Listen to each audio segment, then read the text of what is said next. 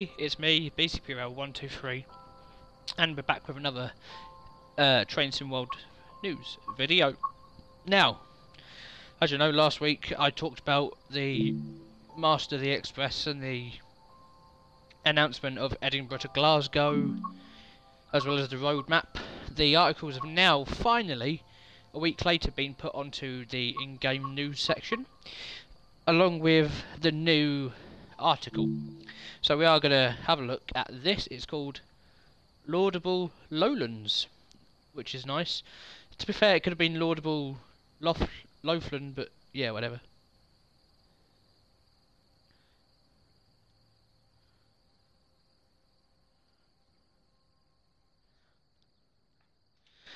So, experience the bustling commuter services between Scotland's two largest cities and master the main line as you immerse yourself in Rivet Games' brand new route. Express Edinburgh to Glasgow coming soon to Train Sim World 3 on January 26th and available to pre-order on Steam now. With the exciting new Express Edinburgh to Glasgow arriving on Train Sim World 3. Okay. If you're wondering why I'm going beep when it says ScotRail, it's just a joke at the fact that you can't put a ScotRail in the Creators Club as it will get banned because of licensing and people are upset. But if it's in the licensing agreement, they can't use it, then they can't use it. Get over it. Also, on the address of the 385 and the small window, that is pretty realistic, okay? You know, if you ask a driver from Scotland who drives the 385, it's realistic to them. They deal with it, they get on with it, so can the player at home. If you don't like it, use the camera option. However, I myself will go for realism. So, with the exciting new ScotRail Express Edinburgh to Glasgow arriving in Train Sim World 3 next Thursday, January 26th, much of the excitement has been focused on the sleek-looking ScotRail BR Class 385 EMU. However, this striking commuter isn't the only highlights we have to look forward to.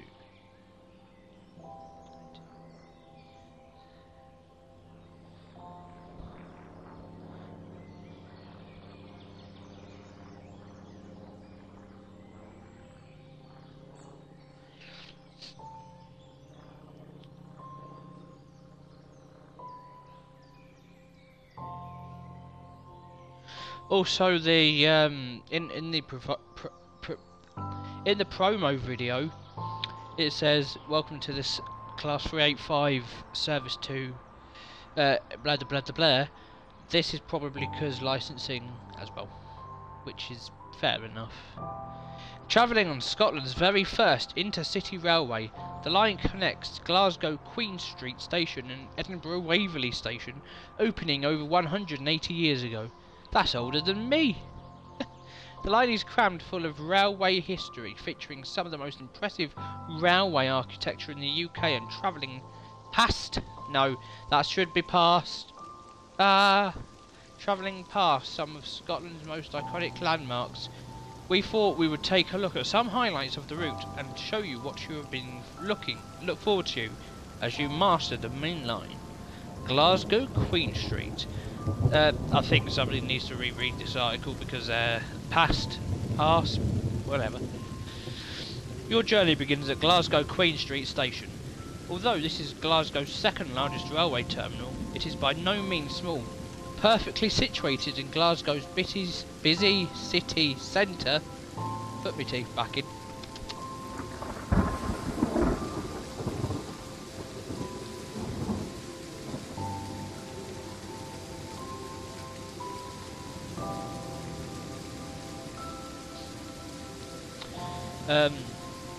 The two-level station has ease of access to the city's shopping district and historic subway network.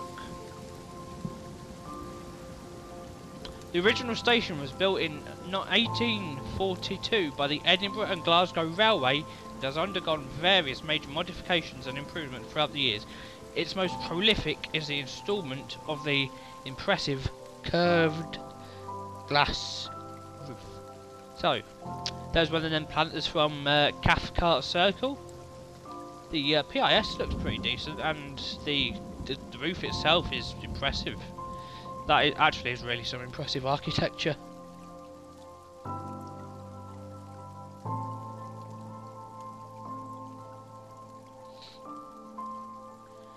I love me a bit of architecture,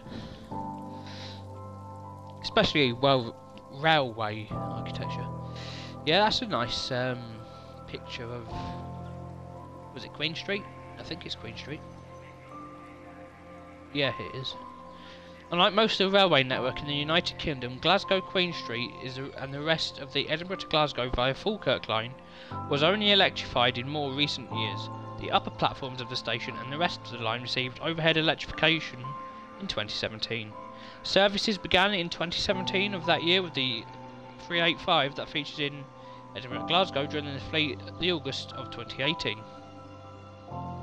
Falkirk High. Yeah, it just looks like a typical in-the-middle station. Not much really to say about it, to be fair. But the 385 looks beautiful there. Oh, it's such a beautiful train. Oh yeah.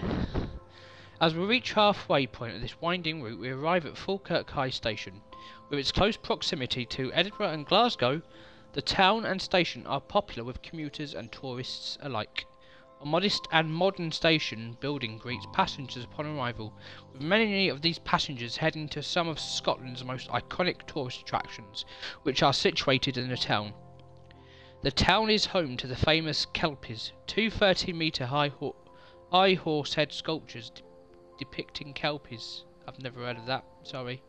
These shining silver beauties draw people from afar.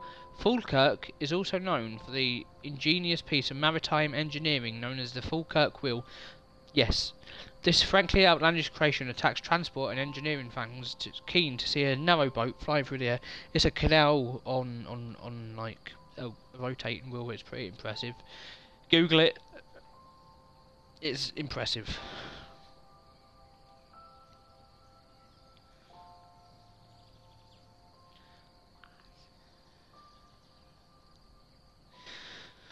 Oh, look at that lighting.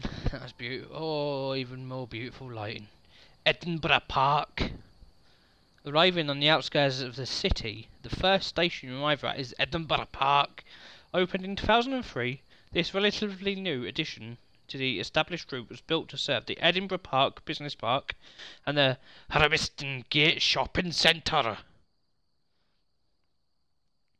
In addition to its angular grey covered footbridge, its unique feature are the additional transport services that alight here.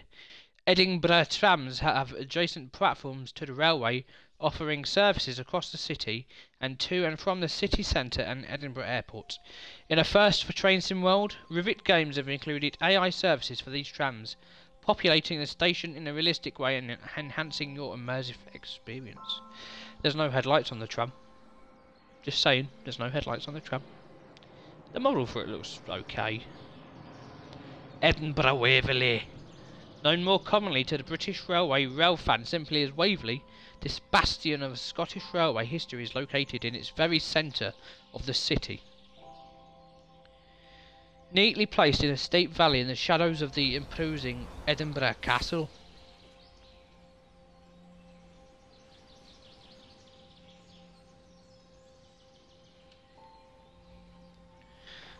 When arriving on trains from Glasgow, not only do you get your first glimpse of this vast station and the famous 11th century castle, but you are overlooked by the new Balmoral Hotel, an impressive rest for the many a traveller to get some sleep before heading towards the island.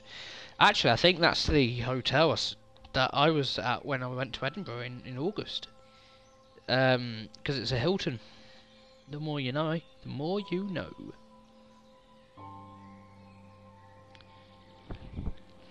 It looks absolutely brilliant. There's a castle, looks well modelled. They've finally added the clock to the station. Again, everything looks well modelled. GG to Rivet. They know about modelling. Oh yes, they do. Throughout the station's history, it has been the terminus for numerous world-famous railway expresses, such as the Flying Scotsman. That's the service, not the locomotive. and the Caledonian Sleeper. It was even the finish line for the East Coast route of the race to the north. East Coast main line is better than the West Coast main line. In more modern times, Waverley looked somewhat different to its first inclination. Thankfully, it has retained many of its classic features that attract rail fans to the station. The installation of extensive overhead power lines ensured modern traction trains from across Scotland and further afield can alight here.